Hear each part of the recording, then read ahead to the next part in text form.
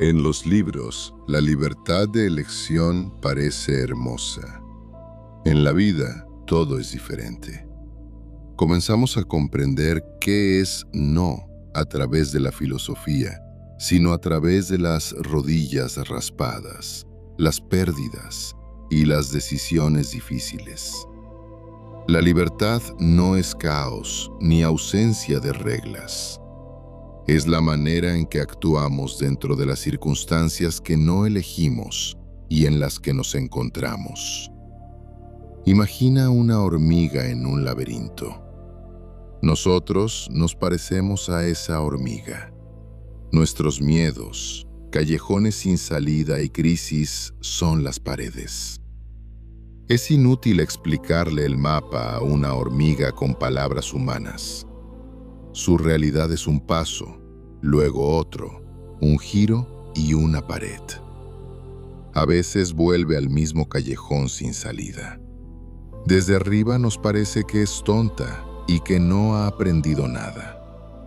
Pero precisamente así, a tientas, nace la experiencia viva. Si le damos tiempo a la hormiga, encontrará la salida. No porque el laberinto haya sido reconstruido. La salida siempre estuvo allí. Simplemente tenía que encontrarla por sí misma a través de su experiencia personal. La mayoría aprende no de las palabras ajenas, sino de sus propios errores. Quien observa el laberinto desde arriba ve todo el mapa, conoce cada giro. Pero ese conocimiento no convierte a la hormiga en una marioneta. Cada siguiente paso, esa diminuta criatura lo da por sí misma, sin indicaciones desde arriba. Así está organizada también nuestra vida. Nunca vemos el panorama completo. Solo lo ve el Creador. Por eso tenemos que avanzar a ciegas, sin garantías. A través de la experiencia personal y no de bonitas palabras sobre lo que está bien o mal. Precisamente por eso la libertad siempre implica riesgo y una pesada responsabilidad personal. Nuestro cerebro, por naturaleza, no soporta el vacío ni la incertidumbre. Cuando faltan datos, inmediatamente completa la imagen con una ilusión. Para él es vital aferrarse a cualquier explicación, incluso a la más absurda, con tal de no admitir, no lo sé. Constantemente confundimos la envoltura con la esencia. ¿Recuerdas la experiencia infantil con los vasos de Piaget? Quedó exactamente la misma cantidad de agua, solo cambió la forma del recipiente. Pero el cerebro insiste obstinadamente en que el volumen es diferente. Nuestra percepción nos engaña de la misma manera. Con la vida ocurre lo mismo. Extraemos un diminuto fragmento de la realidad y estamos convencidos de que eso es todo el mundo. La libertad de elección nunca ocurre con un conocimiento absoluto. Siempre es un paso hacia la oscuridad que das sin ver el mapa del laberinto. Dios está constantemente presente en nuestra vida. La cuestión es si queremos ver su presencia o no.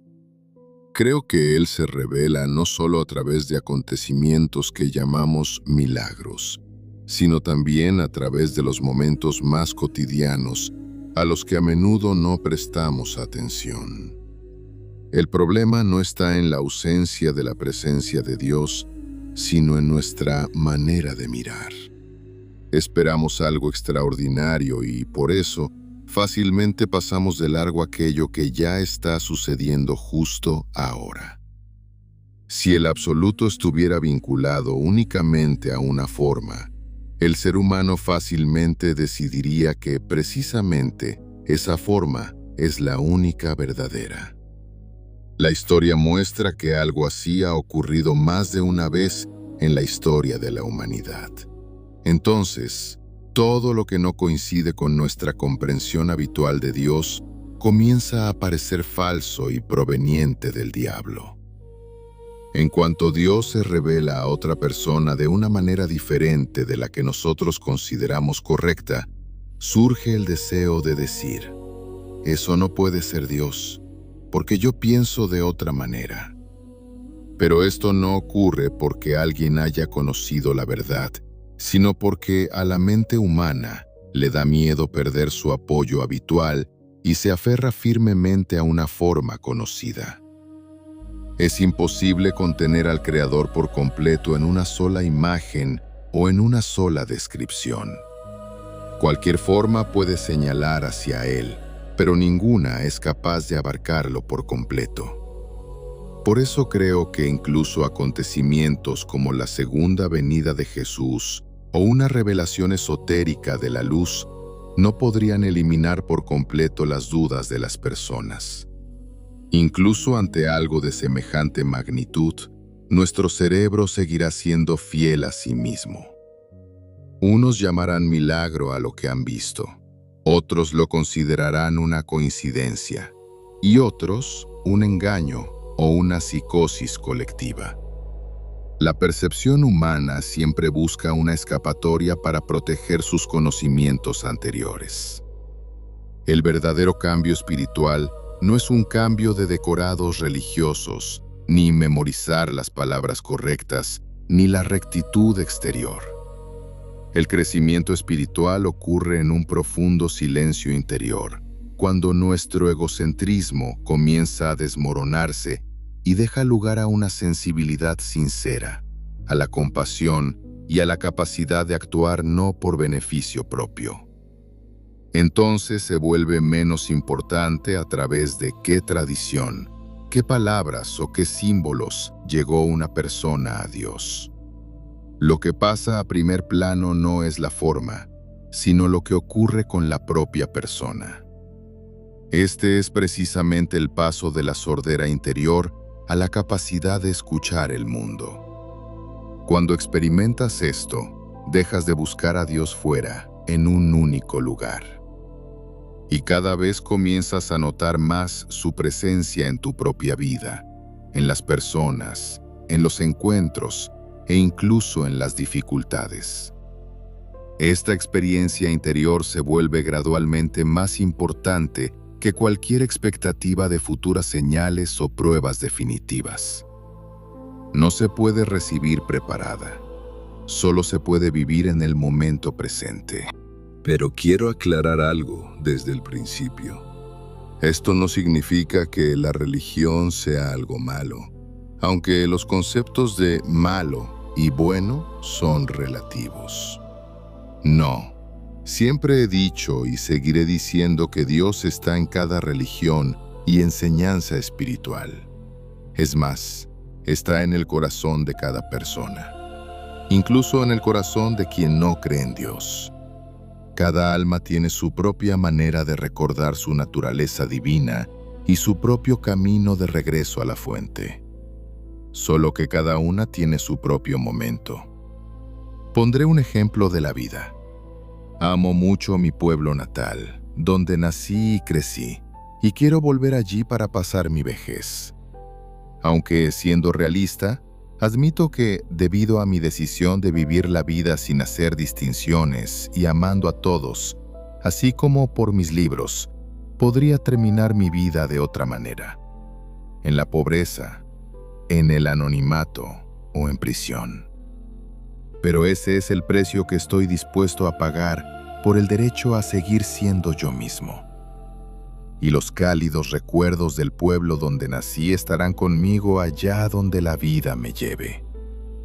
La ciudad de Sverdlovsk, donde transcurrió una parte importante de mi vida, está rodeada de una gran cantidad de pequeños asentamientos de tipo urbano.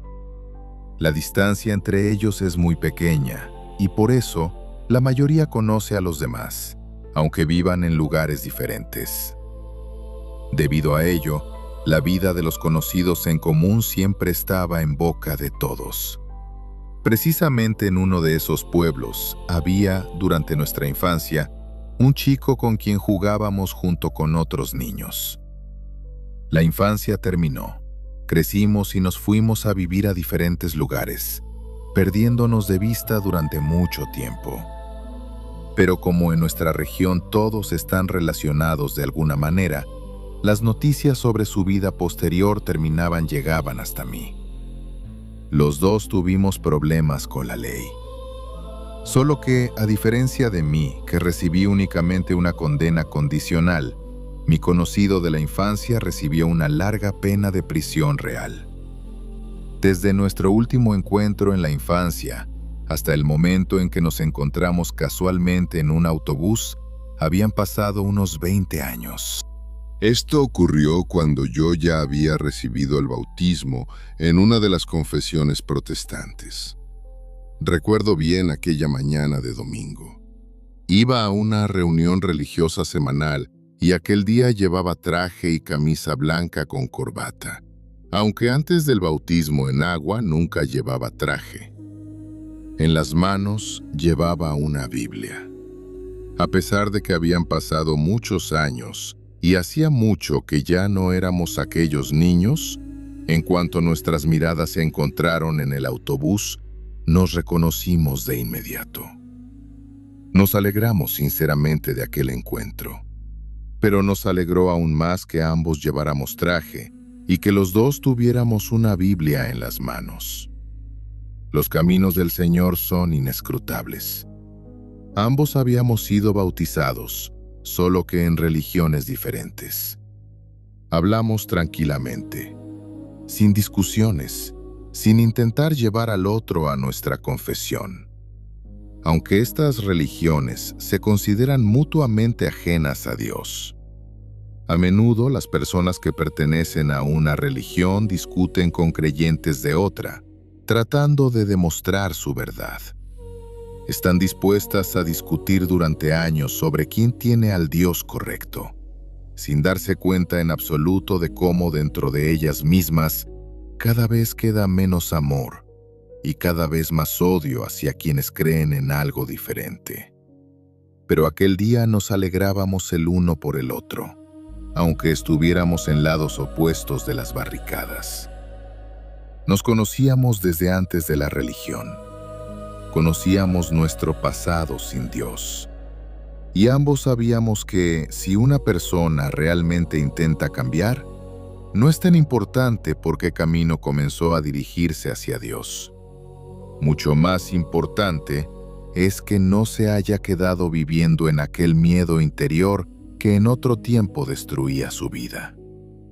Precisamente por eso aquel día no tuvimos ningún deseo de demostrarnos mutuamente quién tenía razón.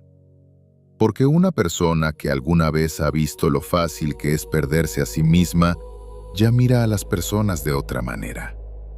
Entiende que la religión puede tanto acercar a una persona al amor como convertirse en un ego espiritual. El miedo, aunque sea espiritual, puede dirigirnos a través del fanatismo, el odio, el sentimiento de superioridad y la constante división de las personas en puros e impuros. Pero, a pesar de todo esto, Dios llega a la persona a través de cualquier religión.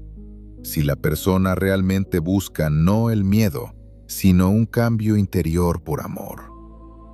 Precisamente por eso, después de tantos años, recuerdo también aquel encuentro. Dos personas que en otro tiempo podían haberse perdido por completo a sí mismas, 20 años después se encontraron casualmente en un autobús, con Biblias en las manos, convertidas en personas nuevas. Nos alegrábamos sinceramente de que la vida no nos hubiera devuelto atrás, a aquella vida anterior de miedo. Nos bajamos en paradas diferentes y seguimos en direcciones distintas. Pero aquel encuentro permaneció conmigo hasta este momento. Dios está en cada religión y en cada enseñanza. Otra cuestión es si estamos dispuestos a verlo a través del amor o si seguimos buscándolo a través del miedo. Capítulo 2. Libro del Génesis, capítulo 11, versículos 1-9. En toda la tierra había una sola lengua y un mismo idioma. Al desplazarse desde el oriente, encontraron en la tierra de Sinar una llanura y se establecieron allí. Y se dijeron unos a otros: hagamos ladrillos y cozámoslos con fuego. Y los ladrillos les sirvieron en lugar de piedras, y el asfalto en lugar de argamasa. Y dijeron: construyamos una ciudad y una torre cuya altura llegue hasta los cielos, y hagámonos un nombre antes de ser dispersados por toda la tierra. Y descendió el Señor para ver la ciudad y la torre que construían los hijos de los hombres. Y dijo el Señor: he aquí un solo pueblo, y todos tienen una misma lengua. Y esto es lo que han comenzado a hacer, y no se apartarán de todo lo que han decidido hacer. Descendamos, pues, y confundamos allí su lengua, para que uno no entienda el habla del otro. Y el Señor los dispersó desde allí por toda la tierra, y dejaron de construir la ciudad. Por eso se le dio el nombre de Babel, porque allí confundió el Señor la lengua de toda la tierra, y desde allí los dispersó el Señor por toda la tierra. La mayoría de las personas cree que la historia de la Torre de Babel es un relato literal del castigo por el orgullo y la arrogancia humanos. Pero yo creo que todo fue de otra manera. Por supuesto, es imposible demostrar científica o históricamente cómo ocurrió exactamente todo hace miles de años. Por eso, incluiré aquello de lo que hablaban y siguen hablando antiguas culturas que nunca estuvieron relacionadas entre sí.